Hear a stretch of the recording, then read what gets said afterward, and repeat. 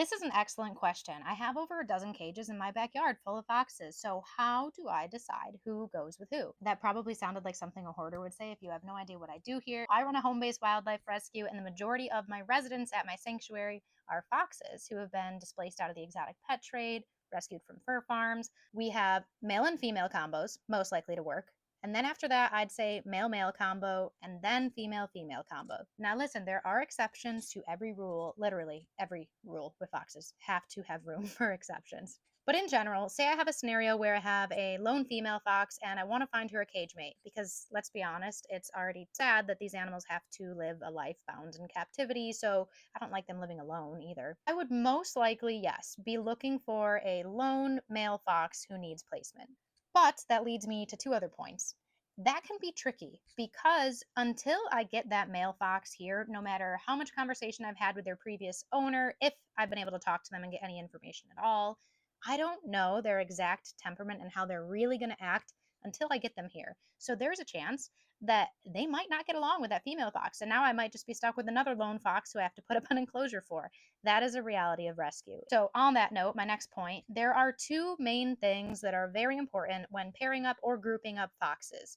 One, individual temperament. Just like your domestic dogs, foxes have very unique, individualized personalities. Number two, I need to be on point with being able to read their body language. I've been working with them since I was 18 years old, 12 years now. So I'm pretty darn good at reading their body language. I can probably tell in under a minute if it is going to be safe to introduce them without barriers or not. Now, the exception to the rule thing. That isn't always the case. Sometimes I could do really slow, careful introductions. I'm talking have foxes get to know each other through a fence for weeks.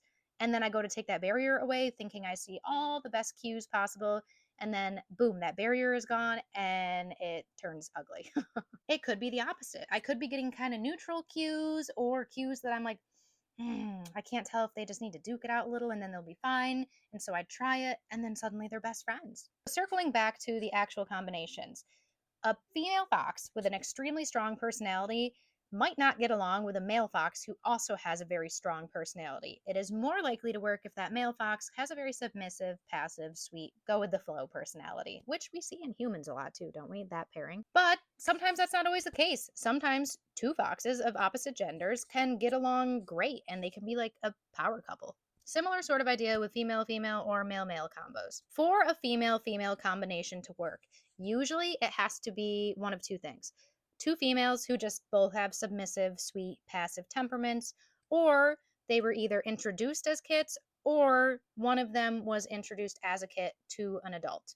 Now, not all adult foxes are going to be good with babies. Some of them, it would be very dangerous to introduce a baby, but a lot of them have a lot more patience and wiggle room with babies. And when I say baby, I'm not just talking about like a tiny little 8-week-old kit. I'm pretty much talking about anything that hasn't reached maturity yet. So anything up to maybe 5 or 6 months old. Similar sort of thing with male foxes. If it is two males with very submissive, passive temperaments, they are more likely to get along. However, I see it more frequently that a male with a really strong personality might still get along with another male who has a very passive, submissive personality.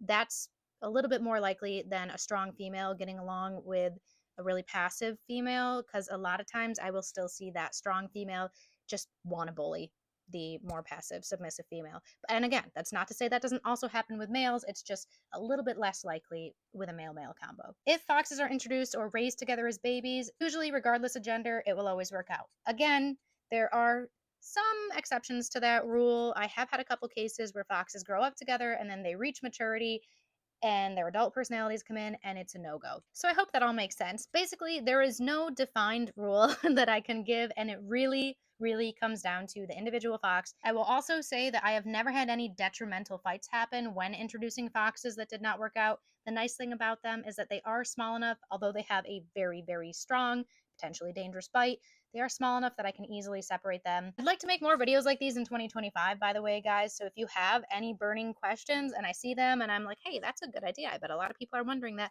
I'll try to make more of these videos.